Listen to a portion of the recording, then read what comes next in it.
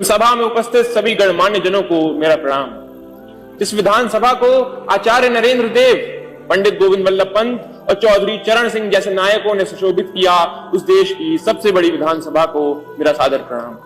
मेरा नाम अर्जुन है, कक्षा 12वीं का छात्र हूँ। संविधान के 75 वर्षों की यात्रा पर बोलने हेतु तीर्थों के तीर्थराज प्रयाग से आपके समक्ष उपस्थित हूँ। यूनिवर्सिटी ऑफ शिकागो के प्रोफेसर टॉम गिन्सबर्ग ने 1789 के बाद लिखे गए 190 संविधानों का अध्ययन किया और पाया कि इन संविधानों का औसत जीवन मात्र 17 वर्ष है।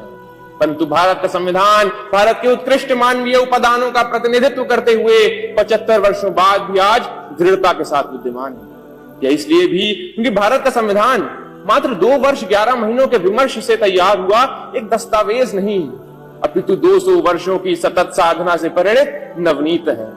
ये यात्रा एक राष्ट्र के रूप में हमारी आत्मा का, हमारी सामूहिकता का उत्सव है। प्रसिद्ध जर्मन दार्शनिक इमैनुअल कांट ने अपनी पुस्तक क्रिटिक ऑफ प्रैक्टिकल रीजन में लिखा था कि constitution to be just must achieve the highest level of possible freedom for human individuals. Kant की इसी वैचारिकता को अपनी समस्त समग्रता में समेटने का काम संविधान ने किया और एक समावेशी लोकतंत्र संजोया। भारत का संविधान सिर्फ इसलिए बड़ा नहीं है क्योंकि इसमें 1.5 लाख शब्द हैं, अपितु इसलिए भी क्योंकि इसके पृष्ठों से महात्मा गांधी के हिंद स्वराज, भगत सिंह के क्रांति, अंबेडकर के सामाजिक न्याय और नेताजी बोस के संप्रभु और सशक्त भारत की आकांक्षाएं भी परिलक्षित होती हैं। संविधान की यात्रा सरल नहीं रही है। अगर इसने 24 अप्रैल 1973 को केशवानंद भारती निर्णय के रूप में रक्षा का प्रयास देखा तो 1975 में आपातकाल के रूप में प्रहार भी देखा। संविधान हमारा वह दर्पण है जिसमें हम अपने अतीत को देखते हैं, वर्तमान को समझते हैं और भविष्य को गढ़ते हैं। हमें यह भी समझना होगा कि संविधान साधन है, साध्य नहीं।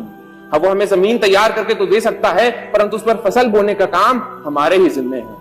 ऐसे में हमें समझना होगा कि हमें कैसे राष्ट्र का निर्माण करना है। इसके 6 स्तंभ हों: समता, समृद्धि, समन्वय, संस्कृति, सेवा और समर्पण। एक ऐसा भारत जहां हर व्यक्ति कह सके मैं भारत हूं और भारत मुझ में। जहां विश्व में तमाम जगह संवैधानिक मूल्यों के लिए, मताधिकार के लिए आंदोलन देखे गए, वहीं भारत में सहजता से प्राप्त मताधिकार एवं मौलिक अधिकारों ने शक्ति का संचार किया। हमारा ये कर्तव्य है कि हम एक ऐसे राष्ट्र का निर्माण करें जिसमें हर हाथ को अवसर मिले, हर सपने को ऊंचाई मिले और उसे पूरे करने का नैतिक साहस मिले। अंत में इतना ही, हमने तहरीर की है कागजों पर सदियों की बातें, हमने तहरीर की है कागजों पर सदियों की बातें। संविधान यूं ही नहीं, हर लफ्ज में एक कौम की सांसें। धन्यवाद।